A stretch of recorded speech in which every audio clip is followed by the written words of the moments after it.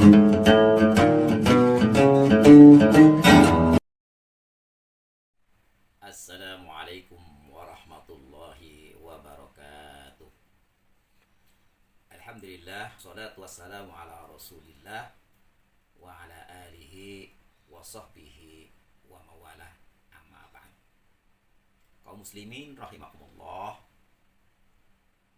Rasulullah sallallahu alaihi wasallam bersabda, zayyinu aswatakum bitilawatil Qur'an, fa inna sautal hasana yazidul Qur'ana husna.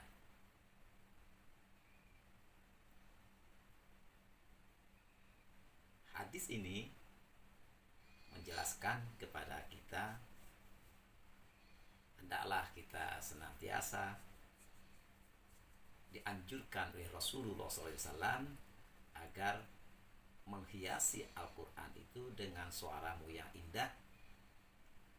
Artinya, hiasilah Al-Quran itu bacaan-bacaannya dengan mengandung tajwid. Zayyinu aswatakum bi tilawatil Quran. Hiasilah Al-Quran itu dengan bacaan-bacaan, dengan tajwid, dengan suaramu yang indah. Fa inna sautal hasana, karena sesungguhnya suara yang indah itu yazidul Qur'ana husna, akan menjadikan Al-Quran kalau dibaca dengan bertajwid atau dengan tajwid, maka Al-Quran itu akan lebih indah.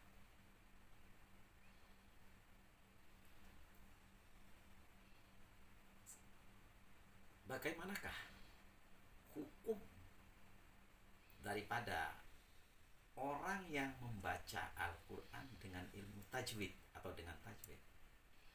Menurut Syekh Maki Nasr dalam kitabnya Nihayatul Qaulul Mufid fi Tajwid, Syekh Nasr Maki mengatakan bahwa orang yang belajar ilmu tajwid itu hukumnya adalah fardu kifayah. Artinya wajib per kelompok.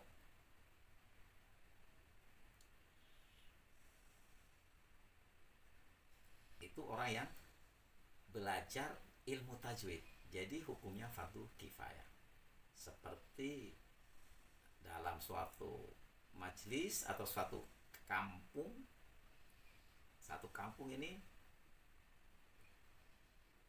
ada ratusan orang atau ribuan orang yang belajar ilmu tajwid, hanya 10 orang misalkan, ataupun 1 orang yang belajar, maka yang lainnya yang 999 orang, kalau tadi 1000, mereka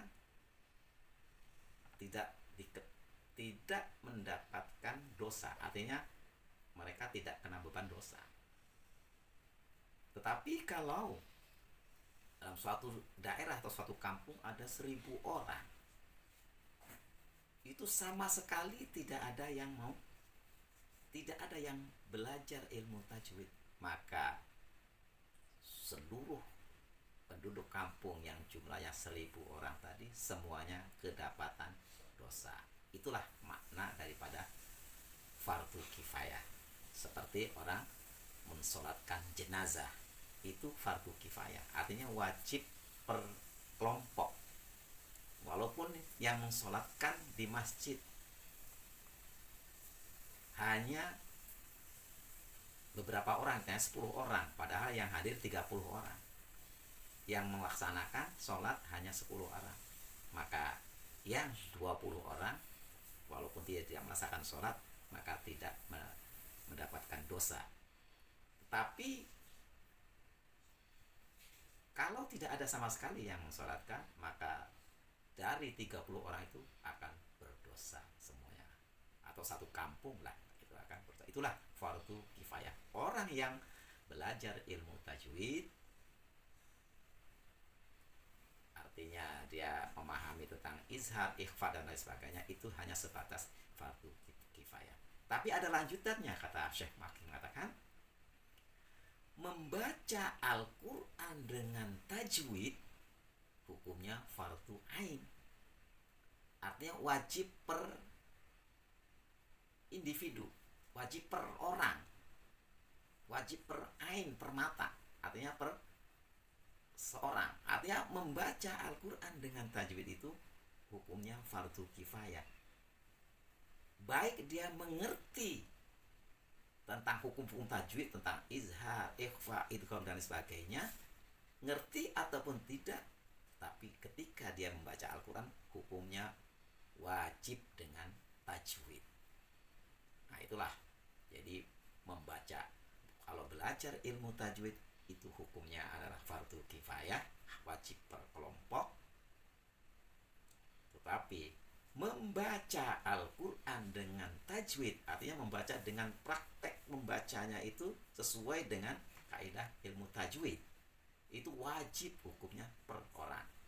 Kalau tidak, berarti dia kena sanksi berdosa. Ya dosanya mungkin tidak seperti dosa orang yang meninggalkan puasa, zakat, sholat dan sebagainya. Tapi